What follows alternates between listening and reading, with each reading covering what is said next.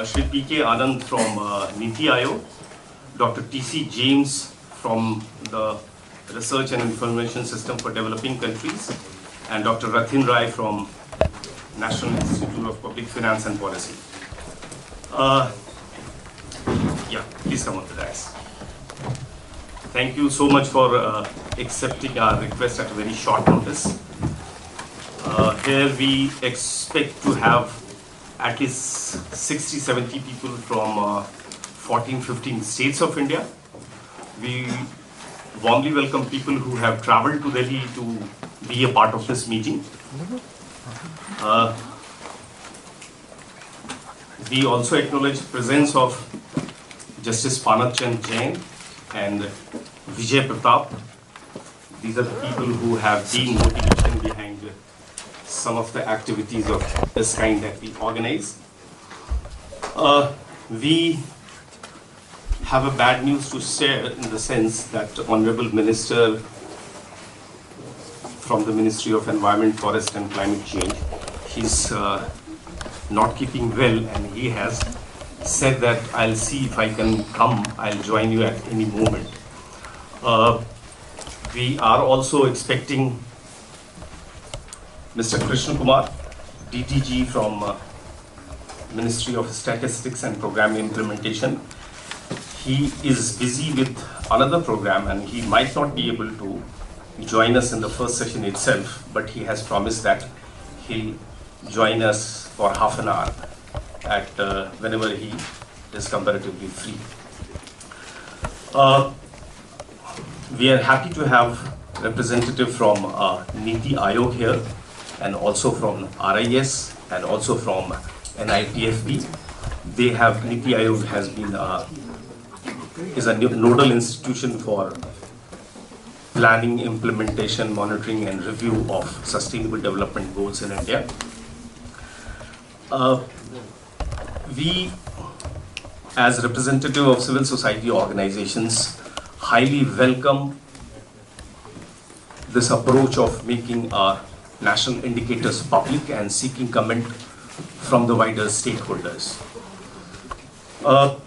We have invited recommendations, and more than 100 organizations from say 17-18 states have shared their recommendations on different indicators, and we'll be sharing that with MOSPI by tomorrow.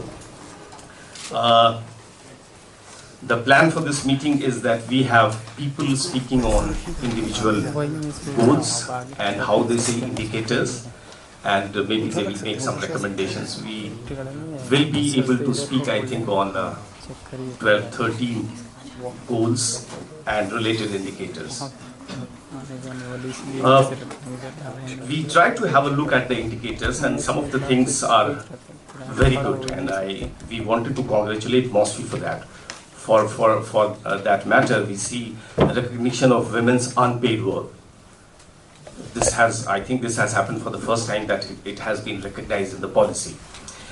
There are a few more indicators like those which breaks out of the traditional approach which the government has been having for the last so many years. One of the areas for concern is that on many goals, from say goal 9 onwards, we don't have much indicators. For example, we don't have any on right now on 10 and any indicator on 16. These we understand are very critical for sustainable development goals, and we definitely would like to see a broader participation from stakeholders in developing these indicators. From the indicators, one thing is very clear, that we have a very severe limitation in the sense of availability of disaggregated data. Data disaggregated by sex, age.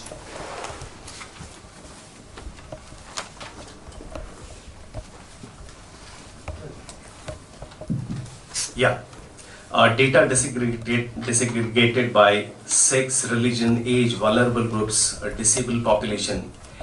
And we believe that unless we put focus in generating these kind of data, we won't be able to fully follow the spirit of leave no one behind. That's very important that we understand. I will place some considerations before the panelists for your reflection and opinion. One that we would have liked to have broader information on what is the approach, objective and challenges in developing these national indicators. We understand we are highly constrained by availability of data. But beyond that, what are the challenges that MOSPI and Niti Aayog are facing in developing national indicators? What are the lessons that they have taken from other countries, or if there is a need be? We understand SDGs as a very complex process. By complex, what I mean that there is no linear cause-effect relationship between the problems and the solutions.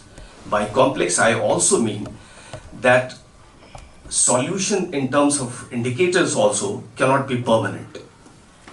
So we would be interested in knowing what is the adaptive management strategy at the level of Niti Aayog or MOSPI to incorporate learnings as we go ahead on the path towards SDGs implementation.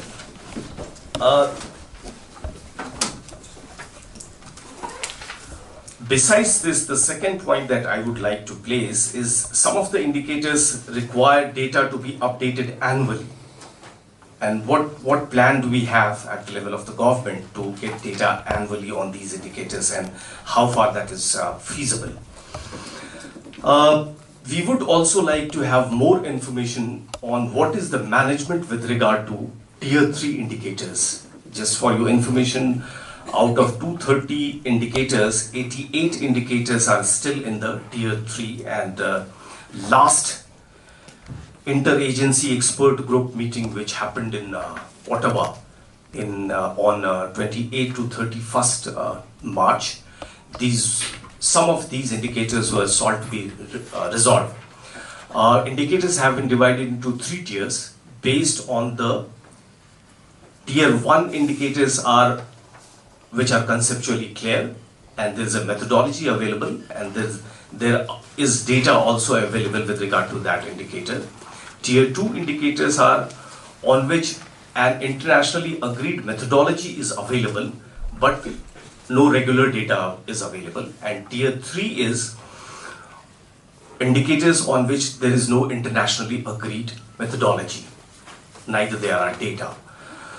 So what would be the plan of, say, Niti Aayog or MOSPI to manage these Tier 3 indicators? We also wanted to ask that whether it is possible to extend the deadline for comments and recommendations, because we understand that a lot of civil society organizations are willing to comment and recommend on these indicators, but they have not been able to do because of paucity of time. But at the same time, I also understand that India is one of the 44 countries doing a voluntary national review in HLPF in July. And we would also like, towards the end of this consultation, we would also like to talk about the voluntary national review process and the approach taken by the Niti Aayog, Ministry of External Affairs, and I believe there is a task force on VNR working on the VNR. So we would definitely like to have some more information about VNR process. We are curious to know that how principles which is laid down by UN Secretary General's report as guidelines for VNR, principles specifically inclusive, transparent and broader stakeholder participation is being followed in the VNR process. Have there been consultations held earlier with broader stakeholders, and is there a plan to hold further consultations with the stakeholders? And if that is possible, we would like and request MOSPI and Niti Aayog to be a bit more inclusive in the sense that information can be shared broadly on whenever these meetings are happening, and people like us from Delhi or from outside also can be a bit more informed, and they are able to contribute in the manner that they want to contribute. This is important, I guess, because in the VNR process there is not much space for the civil society organizations at the HLPF, High Level Political Forum. They just have to read statements, 3 minutes at the most, I guess. So, what is Niti Aayog and MOSPE's plan to broaden this process and make this process more inclusive at the national level? Last thing I want to place before the panelists, last concern that we have come up with, that we understand that high quality data is important for implementation of the SDGs, but at times we feel that there is an over reliance on data and statistics. We need to go beyond that, lest we forget about the forest and keep counting the trees. So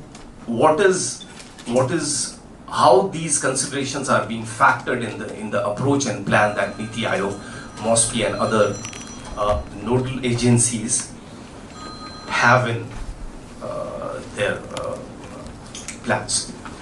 I will stop here, and first I would like to invite Dr. P.K. Anand, Senior Consultant from the Niti Aayog, to